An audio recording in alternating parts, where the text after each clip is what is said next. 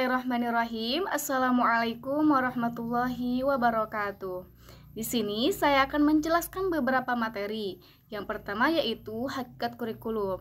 Pengertian kurikulum adalah seperangkat rencana dan pengaturan mengenai tujuan, isi, bahan pelajaran, serta metode yang digunakan sebagai pedoman dalam penyelenggaraan kegiatan pembelajaran untuk mencapai tujuan pendidikan tertentu.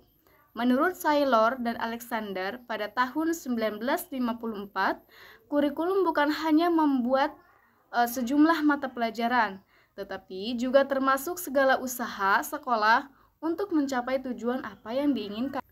Adapun pengertian secara etimologis, istilah kurikulum dalam bahasa Inggris ditulis dengan kurikulum. Nah, adapun berasal dari bahasa Yunani yaitu kurir, yang berarti pelari, dan kurer, yang berarti tempat berpacu. Nah, jadi tidak heran jika dilihat dari arti harfiahnya, istilah kurikulum tersebut pada awalnya digunakan dalam dunia olahraga. Seperti bisa diperhatikan dari arti pelari dan tempat berpacu, yang mengingatkan kita pada jenis olahraga atletik. Pengertian kurikulum berdasarkan istilah berawal dari makna kurir dan kurer. Kurikulum berdasarkan istilah diartikan sebagai jarak yang harus ditempuh oleh seorang pelari mulai dari start sampai finish untuk memperoleh medali atau penghargaan. Pengertian tersebut kemudian diadaptasikan ke dalam dunia pendidikan dan diartikan sebagai sejumlah mata pelajaran yang harus ditempuh oleh seorang siswa dari awal hingga akhir. Program demi memperoleh ijazah. Adapun tujuan kurikulum, ada beberapa tujuannya itu. Yang pertama, menentukan tujuan pendidikan. Tujuan pertama kurikulum adalah membantu dalam menetapkan tujuan-tujuan pendidikan yang ingin dicapai oleh lembaga pendidikan. Tujuan ini mencakup pengetahuan, keterampilan, sikap, dan nilai-nilai yang diharapkan, sehingga siswa dapat mengembangkannya. Maka dari itu, perlu adanya penentuan dalam tujuan pendidikan. Yang kedua, memfasilitasi pemahaman dan penguasaan materi. Tujuan kedua kurikulum bertujuan untuk menyampaikan materi pelajaran yang relevan dan penting agar siswa memahami konsep dan informasi yang diajarkan.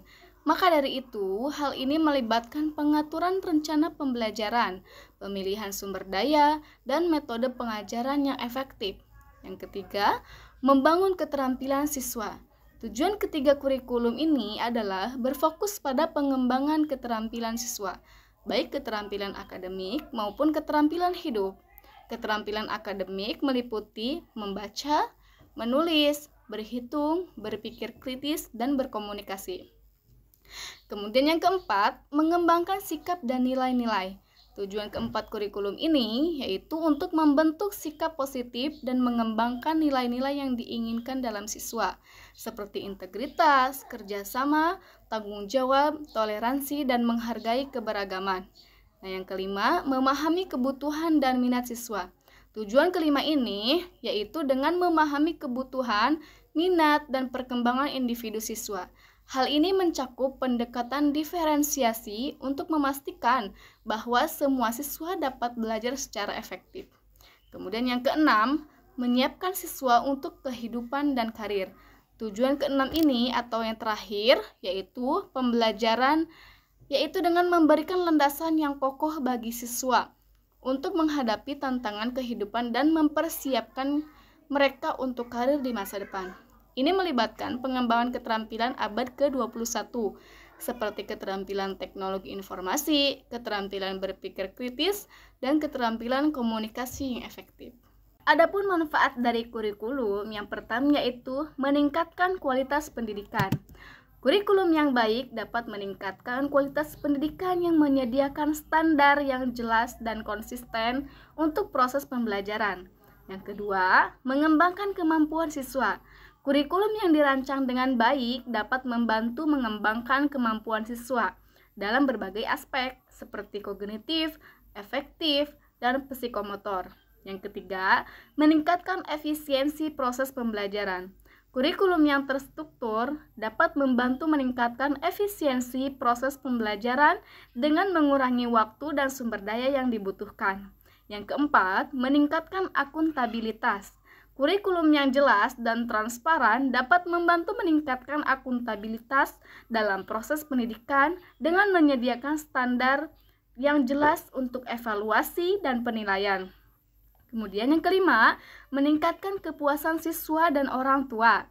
Kurikulum yang relevan dapat membantu meningkatkan kepuasan siswa dan orang tua dengan menyediakan pengalaman pembelajaran yang bermakna dan menyenangkan. Adapun peran dan fungsi kurikulum, ada 3 peranan kurikulum. Yang pertama, peranan konservatif. Yang kedua, peranan kritis atau evaluatif. Dan yang terakhir ada peranan kreatif. Baik, saya akan jelaskan satu persatu. Peran yang pertama yaitu peranan konservatif. Salah satu tanggung jawab kurikulum adalah mentransmisikan dan menafsirkan warisan sosial bagi generasi muda. Dengan demikian, sekolah sebagai suatu lembaga sosial dapat mempengaruhi dan membina tingkah laku siswa sesuai dengan berbagai nilai sosial yang ada dalam masyarakat. Sejalan dengan peranan pendidikan sosial sebagai suatu proses sosial, ini seiring dengan hakikat pendidikan itu sendiri, yang berfungsi sebagai jembatan antara siswa selaku anak didik dengan orang dewasa. Dalam suatu proses pembudayaan yang semakin berkembang menjadi lebih kompleks. Oleh karenanya, dalam kerangka ini, fungsi kurikulum menjadi teramat penting karena ikut membantu proses tersebut. Adapun yang pertama yaitu peranan konservatif.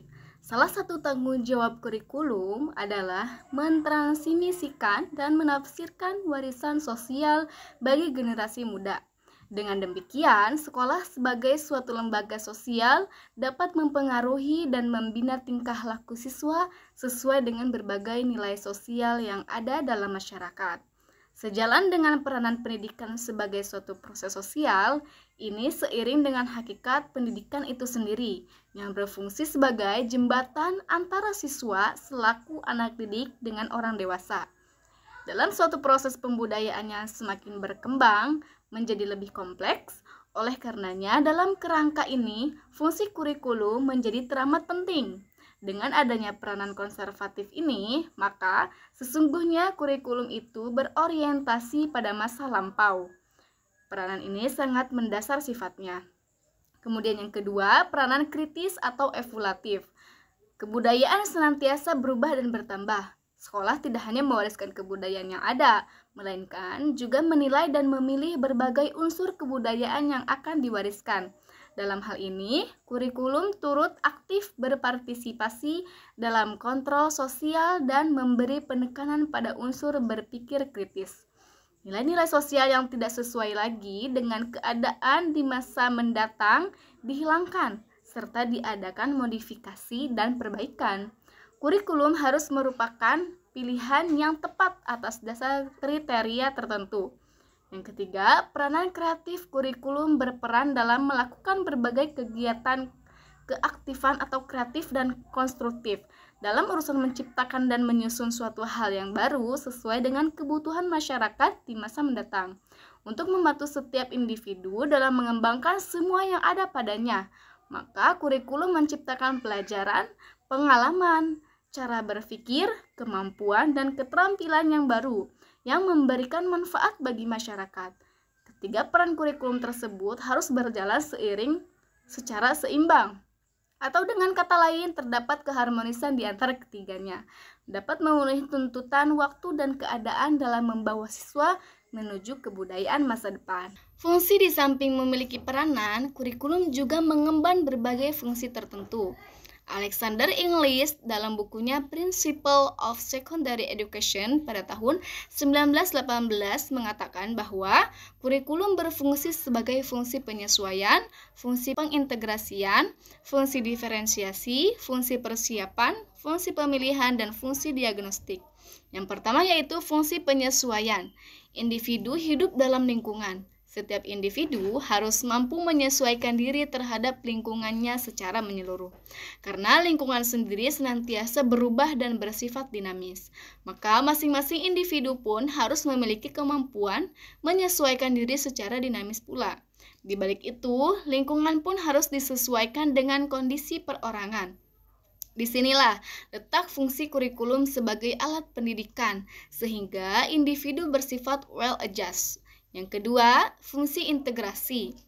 Kurikulum berfungsi mendidik pribadi yang terintegrasi.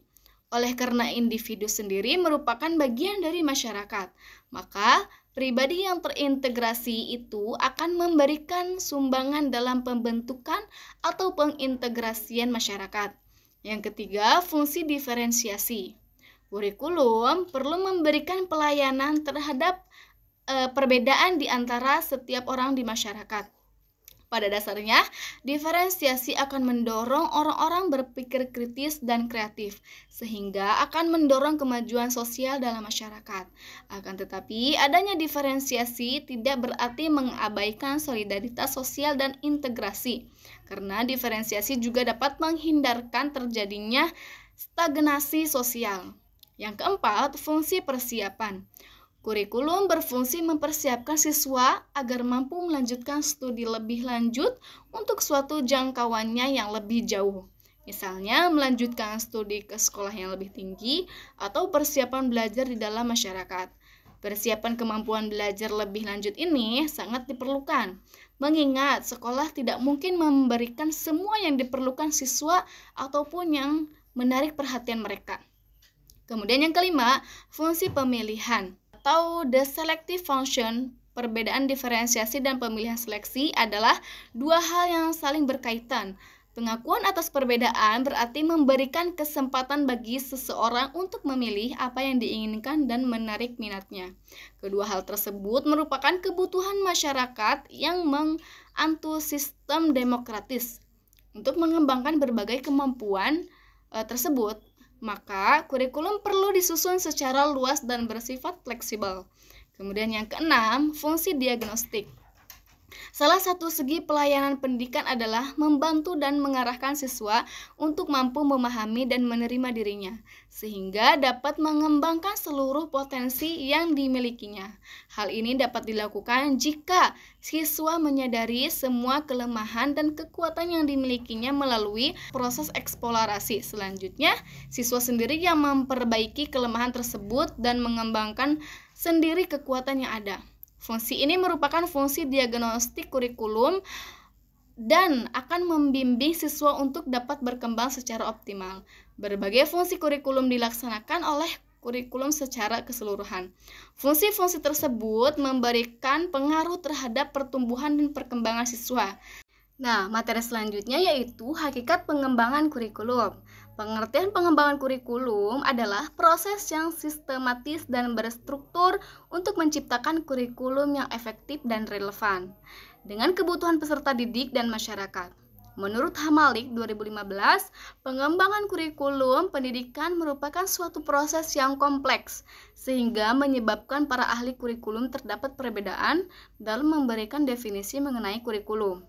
Pengembangan kurikulum tidak hanya merupakan abstraksi, akan tetapi mempersiapkan berbagai contoh dan alternatif untuk tindakan yang merupakan inspirasi dan dari berbagai ide dan penyesuaian lain yang dianggap penting. Menurut Audrey Nichols dan Howard Nichols, sebagaimana dipahami oleh Umar Hamalik bahwa pengembangan kurikulum adalah perencanaan kesempatan-kesempatan belajar yang dimaksudkan untuk membawa siswa ke arah perubahan-perubahan yang diinginkan dan menilai sampai di mana perubahan dimaksud telah terjadi pada siswa. Adapun tujuan dari pengembangan kurikulum yaitu ada beberapa. Yang pertama, merekonstruksi kurikulum sebelumnya. Kemudian menginovasi, beradaptasi dengan perubahan sosial, mengeksplorasi pengetahuan yang masih tersembunyi berdasarkan tujuan pendidikan nasional yang telah dirumuskan. Tujuan pengembangan kurikulum juga harus memperhatikan tujuan institusional atau tujuan lembaga satuan pendidikan, tujuan kurikuler, tujuan bidang studi, dan tujuan instruksional atau tujuan pembelajaran. Semuanya perlu dipertimbangkan dalam mengembangkan kurikulum. Di sisi lain, dapat ditegaskan bahwa tujuan pengembangan kurikulum tidak dapat lepas dari tujuan pendidikan itu sendiri. Sebab kurikulum merupakan ujung tombak ideal dari visi, misi, dan tujuan pendidikan sebuah bangsa. Secara makro, jika dilihat dari beberapa landasan pengembangan kurikulum, pada dasarnya tujuan pengembangan kurikulum mencakup kepada paradigma pergeseran filsafat pendidikan, perubahan dan pergeseran sosial, dan pengembangan pengetahuan seperti pengembangan sains dan teknologi. Dapat juga dikatakan bahwa pengembangan kurikulum untuk menyikapi persoalan sosial yang datang seiring perputaran waktu. Adapun peran dan fungsi kurikulum, yaitu yang pertama, kurikulum dalam rangka pencapaian tujuan pendidikan. Kurikulum pada saat sekolah merupakan suatu alat atau usaha untuk mencapai tujuan-tujuan pendidikan yang diinginkan sekolah tertentu, yang dianggap cukup tepat dan krusial untuk dicapai. Kemudian yang kedua, kurikulum bagi anak didik. Keberadaan kurikulum sebagai organisasi belajar merupakan suatu persiapan bagi anak didik. Kalau kita kaitkan dengan pendidikan Islam, pendidikan mesti diorientasikan kepada kepentingan peserta didik dan perlu diberi pengetahuan untuk hidup pada zamannya kelak. Kemudian yang ketiga, fungsi kurikulum bagi pendidik atau guru. Guru merupakan pendidik profesional yang secara implisit telah merelakan dirinya untuk memikul sebagian tanggung jawab pendidikan yang ada di pundak para orang tua. Orang tua juga menyerahkan anaknya ke sekolah, berarti ia telah melimpahkan sebagian tanggung jawab pendidikan anaknya kepada guru atau pendidik. Kemudian yang ketiga, fungsi kurikulum bagi kepala sekolah. Kepala sekolah merupakan administrator atau supervisor yang mempunyai tanggung jawab terhadap kurikulum. Fungsi kurikulum bagi kepala sekolah adalah pertama, sebagai pedoman dalam mengadakan fungsi supervisi, yakni memperbaiki situasi belajar. Yang kedua, sebagai pedoman dalam melaksanakan supervisi dalam menciptakan situasi untuk menunjang situasi belajar anak ke arah yang lebih baik. Ketiga, sebagai pedoman dalam melaksanakan supervisi dalam memberikan bantuan kepada guru atau pendidik agar dapat memperbaiki situasi mengajar. Keempat, sebagai seorang administrator, menjadikan kurikulum sebagai pedoman untuk mengembangkan kurikulum pada masa mendatang.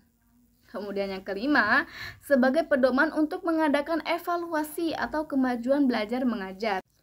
Adapun fungsi kurikulum bagi orang tua, bagi orang tua, kurikulum difungsikan sebagai bentuk adanya partisipasi orang tua dalam membantu usaha sekolah dalam memajukan putra-putrinya.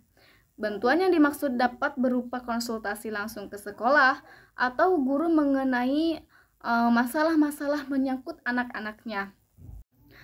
Nah, yang terakhir yaitu fungsi sekolah tingkat atas. Fungsi kurikulum dalam hal ini dapat dibagi menjadi dua, yaitu pemeliharaan keseimbangan proses pendidikan dan penyiagaan tenaga baru. Nah, selanjutnya macam-macam pengembangan kurikulum. Yang pertama yaitu kurikulum development atau dalam bahasa Indonesia yaitu perencanaan kurikulum. Perencanaan kurikulum lebih spesifik dari pengembangan kurikulum. Perencanaan petunjuk kurikulum, analisis materi instruksional, pengembangan unit-unit instruksional, dan materi pelajaran terstruktur. Kesemuanya itu menuntut perhatian akan elemen-elemen yang merupakan kunci dalam kurikulum, ialah isi atau kegiatan, organisasi, dan evaluasi. Nah, contoh dari kurikulum development ini yaitu sekolah menentukan tujuan untuk meningkatkan bahasa Inggris siswa dan menganalisis serta menemukan bahwa banyak siswa yang memerlukan latihan bahasa Inggris. Maka sekolah mengembangkan kurikulum yang mencakup bahasa Inggris dengan lebih banyak. Kemudian macam-macam kurikulum yang kedua yaitu kurikulum improvement. Peningkatan kurikulum atau kurikulum improvement adalah proses sistematis yang bertujuan untuk memperbarui dan menyempurnakan kurikulum agar lebih relevan, efektif, dan sesuai dengan perkembangan ilmu pengetahuan, teknologi, serta kebutuhan masyarakat. Proses ini melibatkan evaluasi, perencanaan, pengembangan, implementasi, dan penilaian kurikulum secara berkelanjutan. Nah, salah satu contoh nyata dari peningkatan kurikulum di Indonesia adalah implementasi kebijakan Merdeka Belajar Kampus Merdeka atau MBKM oleh Kementerian Pendidikan dan Kebudayaan. Salah satu contoh kurikulum improvement yaitu ketika sekarang sekolah ini merubah kurikulum menjadi kurikulum merdeka.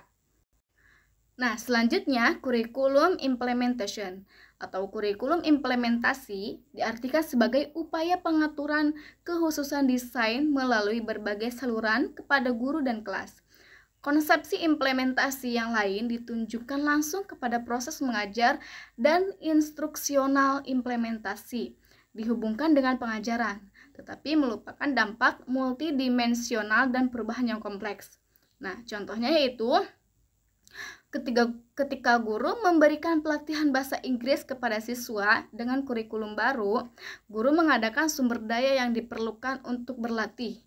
Nah, siswa melaksanakan latihan berdasarkan kurikulum baru.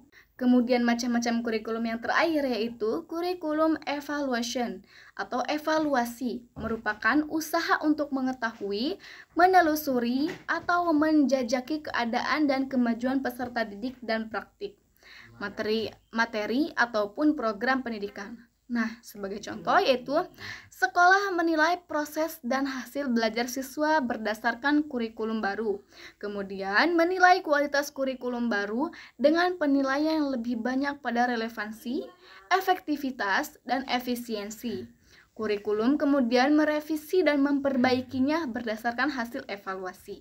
Nah, kemudian materi selanjutnya yaitu hakikat pembelajaran.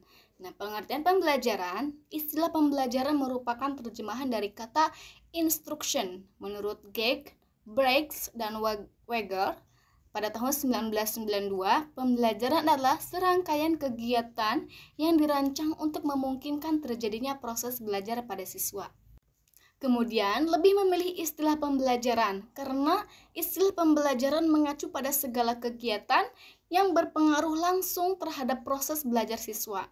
Kalau kita menggunakan kata pengajaran, kita membatasi diri hanya pada konteks tatap muka guru dengan siswa di dalam kelas. Sedangkan istilah pembelajaran, interaksi siswa tidak dibatasi oleh kehadiran guru secara fisik. Siswa dapat belajar melalui bahan ajar cetak, program radio, program televisi, atau media lainnya. Tentu saja, guru tetap memainkan peranan penting dalam merancang setiap kegiatan pembelajaran. Kemudian selanjutnya yaitu tujuan pembelajaran. Nah, yang pertama, meningkatkan pengetahuan pembelajaran yang baik dirancang untuk membantu siswa memahami konsep yang kompleks dengan cara yang lebih mudah dipahami. Ini mungkin termasuk penggunaan contoh kehidupan nyata, visualisasi, analogi, dan metode pengajaran lain yang dapat memperjelas materi. Kemudian yang kedua, meningkatkan keterlibatan. Pembelajaran yang menarik dan interaktif dapat membantu siswa menjadi lebih terlibat dalam proses pembelajaran. Ini mungkin termasuk penggunaan diskusi kelompok, proyek kelompok, permainan pendidikan, dan teknologi pendidikan. Kemudian yang ketiga, mendorong pemecahan masalah. Pembelajaran yang mendorong pemikiran kritis dan pemecahan masalah dapat membantu siswa mengembangkan keterampilan analitis yang kuat. Ini melibatkan penguasaan tugas atau masalah kompleks yang membutuhkan pemikiran yang cermat. Kemudian yang keempat, mendorong kreativitas. Kreativitas diartikan sebagai kemampuan untuk menghadirkan sesuatu dalam pembelajaran yang bersifat inovatif, baru dari sebelumnya, menarik, dan tentunya berguna. Kemudian yang kelima, meningkatkan motivasi dan minat belajar. Pembelajaran yang menarik dan relevan dapat membantu meningkatkan motivasi dan minat belajar peserta didik. Dengan menciptakan lingkungan pembelajaran yang menyenangkan, menentang, dan bermakna, peserta didik akan lebih termotivasi untuk belajar dan mengembangkan minat mereka dalam bidang studi tertentu. Kemudian yang terakhir, mendorong pembelajaran sepanjang hayat. Pembelajaran juga bertujuan untuk membantu peserta didik mengembangkan sikap dan keterampilan pembelajaran sepanjang hayat. Dengan memperkenalkan peserta didik pada metode pembelajaran yang efektif dan memberikan mereka keterampilan metakognitif, mereka akan menjadi pembelajaran yang mandiri dan terus-menerus mengembangkan pengetahuan dan keterampilan mereka sepanjang hidup. Adapun ruang lingkup pembelajarannya, ruang lingkup pembelajaran mencakup pemilihan dan penyusunan kegiatan pembelajaran dalam suatu unit pembelajaran, seperti urutan, sifat materi, ruang lingkup, metode dan media yang paling sesuai untuk mencapai kompetensi pembelajaran. Pembelajaran yang tepat akan membina peserta didik untuk berpikir mandiri, kreatif, dan sekaligus adaptif terhadap berbagai situasi yang terjadi dan yang mungkin terjadi. Nah, kemudian manfaat pembelajaran. Kemudian manfaat pembelajaran yang pertama yaitu sebagai petunjuk arah kegiatan untuk mencapai tujuan. Kemudian sebagai pola dasar untuk mengatur tugas dan tanggung jawab bagi setiap unsur yang terlibat. Kemudian sebagai pedoman kerja bagi guru maupun murid. Kemudian sebagai alat ukur untuk mengetahui ketepatan dan kelambatan suatu pekerjaan. Nah, kemudian yang terakhir untuk menjaga keseimbangan kerja dalam penyusunan data. Adapun ciri-ciri pembelajaran abad 21 yang pertama yaitu communication skill. Pada model ini, siswa dituntut untuk memahami, mengelola, dan menciptakan komunikasi yang efektif dalam berbagai bentuk dan isi secara lisan, tulisan, dan multimedia. Siswa diberikan kesempatan menggunakan kemampuannya untuk menggunakan ide-idenya, baik itu ketika berdiskusi dengan teman-temannya maupun menyelesaikan masalah dari gurunya. Kemudian ada collaboration skill. Pada model ini, siswa menunjukkan kemampuan dalam kerja sama kelompok dan kepemimpinan, beradaptasi dalam berbagai peran dan tanggung jawab, bekerja secara produktif dengan yang lain, merupakan empati pada tempatnya, menghormati perspektif berbeda. Siswa juga menjalankan tanggung jawab pribadi dan fleksibilitas secara pribadi pada tempat belajar dan hubungan masyarakat, menetapkan dan mencapai standar dan tujuan yang tinggi untuk diri sendiri dan orang lain. Kemudian yang ketiga, critical thinking and problem solving skill. Pada model ini, siswa berusaha untuk memberikan penalaran yang masuk akal dalam memahami dan membuat pilihan yang rumit. Memahami interkoneksi antar sistem, siswa juga menggunakan kemampuan yang dimilikinya untuk berusaha menyelesaikan permasalahan yang dihadapinya. Dengan mandiri, siswa juga memiliki kemampuan untuk menyusun dan mengungkapkan, menganalisis, dan menyelesaikan masalah. Kemudian yang keempat atau yang terakhir yaitu creativity and innovation skill. Model dan metode serta keterampilan yang akan digunakan dalam pembelajaran masa kini dituntut untuk lebih bersifat multimodel dan multimetode dan real world problem, sehingga model pembelajaran berbasis proyek lebih banyak diturut. Kemudian ada kurikulum ideal dan aktual. Nah, kurikulum ideal adalah kurikulum yang dirancang berdasarkan teori dan prinsip-prinsip pendidikan yang ideal. Nah, contohnya yaitu ketika di sekolah dasar ada pelajaran bahasa Indonesia, dan menurut kurikulum ideal, siswa kelas 3 SD harus bisa membaca cerita pendek dengan lancar, menulis cerita sederhana tentang pengalaman mereka, mendiskusikan isi cerita bersama teman-teman. Nah, contoh rencananya yaitu guru ingin mengajar dengan cara menarik, membacakan dongeng lalu meminta siswa membaca sendiri, mengajak siswa menulis cerita tentang liburan mereka. Kemudian kurikulum aktual yaitu kurikulum yang diterapkan dalam praktek pendidikan sehari-hari. Nah, contohnya pada saat perencanaan di kurikulum ideal tadi, kemudian dari contoh kurikulum aktual yaitu saat pelaksanaannya ternyata ada beberapa kendala. Banyak siswa belum lancar membaca sehingga butuh waktu lebih lama. Sebagian siswa kesulitan menulis cerita karena belum terbiasa. Karena keterbatasan waktu, diskusi ditiadakan dan hanya diberikan tugas menulis. Nah, kemudian yang terjadi di kelas yaitu guru akhirnya lebih fokus mengajarkan membaca dulu sebelum masuk ke menulis. Untuk menulis cerita, siswa hanya diminta membuat satu paragraf sederhana, bukan cerita panjang. Diskusi kelompok tidak jadi dilakukan karena keterbatasan waktu. Nah, untuk selanjutnya yaitu hidden curriculum. Nah, hidden kurikulum atau kurikulum tersembunyi adalah kejadian yang tak diduga yang terjadi pada saat pelaksanaan kurikulum ideal ke dalam kurikulum aktual. Kejadian yang tak terduga ini bisa berasal dari pengaruh guru, kepala sekolah, tenaga administrator, atau bahkan dari peserta didik itu sendiri. Contohnya, pada pelajaran biologi, siswa diberi referensi buku biologi lain yang berbahasa Inggris. Dengan begitu, siswa secara tidak langsung juga mengasah kemampuan bahasa Inggrisnya selain kemampuan biologi. Adapun manfaatnya yaitu sebagai usaha menambah wawasan pengetahuan untuk siswa di luar ranah. Kemudian sebagai upaya dukungan demi menggapai hasil pendidikan yang tidak diprogramkan dalam kurikulum secara formal. Kemudian menggali dan mengembangkan kemahiran dan kebiasaan untuk berpikir kritis. Nah, mungkin itu saja yang bisa saya sampaikan. Kurang dan lebihnya mohon dimaafkan. Wassalamualaikum warahmatullahi wabarakatuh.